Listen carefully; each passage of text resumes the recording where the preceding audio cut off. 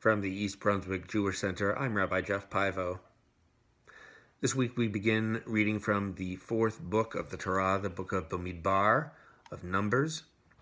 The book's Hebrew name encompasses the many events that occurred during our ancestors' time in the wilderness. That is the meaning of the word Bemidbar. While the English name reflects the first event that is presented in the book, a census. The counting of people was and remains an important way of measuring a nation's capacities. In this case, the purpose of counting was to know how many fighting men could be relied upon to defend the Israelites. But counting people is never simply a mechanical process.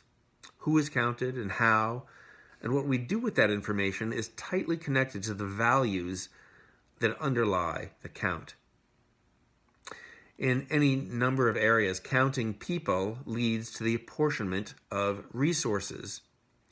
When the U.S. government takes a census every 10 years, the numbers it yields lead directly to how assistance from the government is distributed. The number of people in each state is used to calculate the number of seats allotted to that state in the House of Representatives.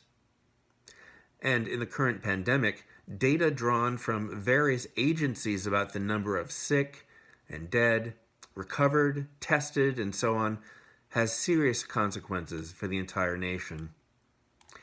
In each of these scenarios, there's an underlying set of ethics, fairness, obligation of government to citizens, and of citizens to one another, to name just a few. Just as the census of the Israelites was established in order to obligate the people of each family and each clan to every other in the larger nation, we too have a responsibility to look beyond our individual circumstances to the nation at large. As Americans, that means feeling and acting on our responsibility for every other American, as well as for others who live in the country. Most people understand this.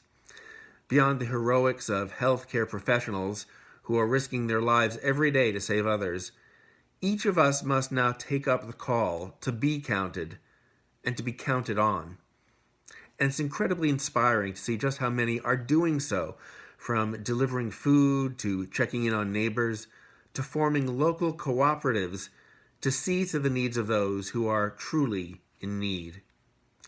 Counting ourselves in, we show just how much each of us counts.